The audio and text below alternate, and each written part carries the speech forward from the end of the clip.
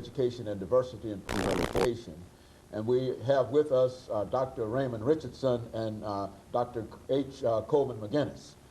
Dr. McGinnis, before we had our first commercial break, we promised that we'd give you an opportunity to talk about perhaps some of your own personal experiences dealing with Brown versus the Board of Education and how people that you knew responded perhaps to this decision.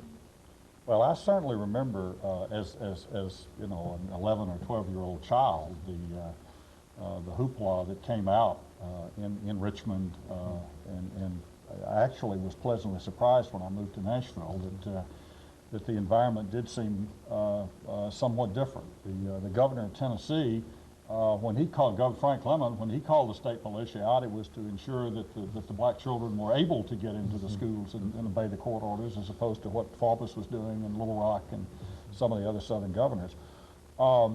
I think the key thing to remember here is that culture change is a very slow thing, and a very subtle and undercurrents. You just aren't going to see this from day to day or even year to year. It's taken us 25 years since the merger of UT Nashville and Tennessee State to get to the point where we are now, which I think is a very positive and very constructive thing. But we didn't get there easily. It's taken a lot of battles, a lot of arguments, a lot of debates, a lot of soul searching in many respects to go through a series of stages, because there was a lot of resistance to the merger. There was a lot of resistance to the '84 stipulation settlement for a number of reasons.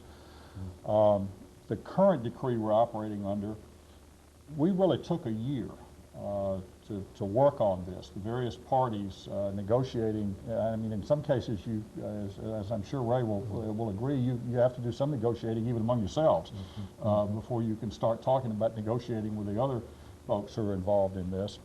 But we had the leadership of the person who's now the monitor in this case, Carlos Gonzalez from Alabama, who helped put this together. And it really was something that most of us thought we could buy into, and then we sort of set out to try and get the campus to buy into it. I mean, the state, by the time this is over with, between the stipulation and this consent decree, will have spent about $200 million on Tennessee State University. And the earlier being mostly on the buildings, and now we're really talking about, well, three things: the administrative infrastructure and bringing ourselves into the 21st century in terms of technology and software and that kind of thing to make us really able to serve the students. New programs that we're going to undertake to reach out much more to the Nashville community, to non-traditional students, both in the sort of traditional classroom manner and also going out on the web and distance education, that kind of thing, focusing on business. And Ray can talk a little bit about what they're doing with the e-business program. In health sciences, which obviously is a very important industry in the Nashville area, and in government, in public affairs, urban studies, that kind of thing.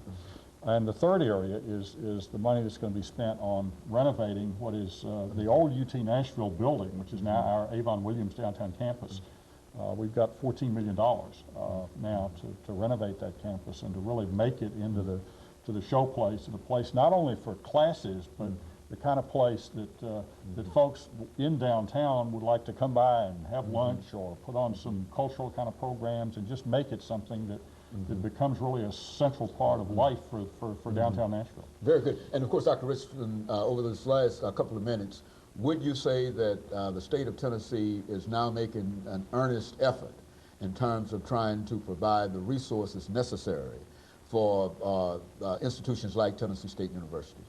I would say yes, and the reason is that the Attorney General went to the court and asked for this settlement, and that's different from what has happened before.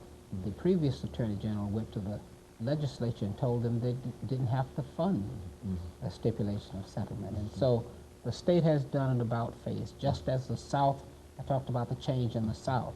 The state has done an about-face with respect to the consent decree, and they actually have worked with us in terms of developing programs.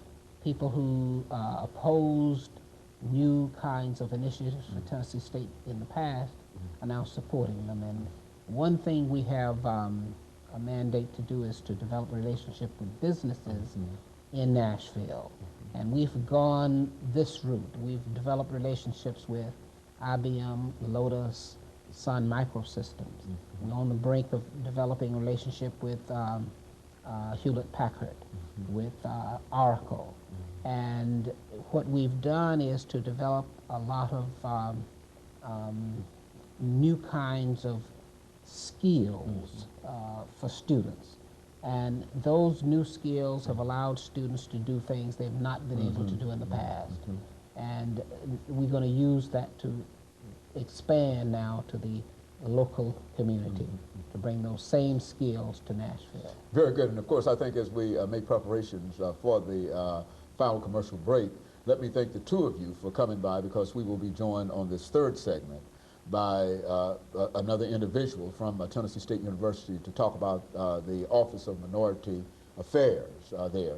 So let me thank the two of you for giving us the excellent information that you've given us. And let me have this first commercial break, and then we'll be back with our audience following this very, very short commercial break.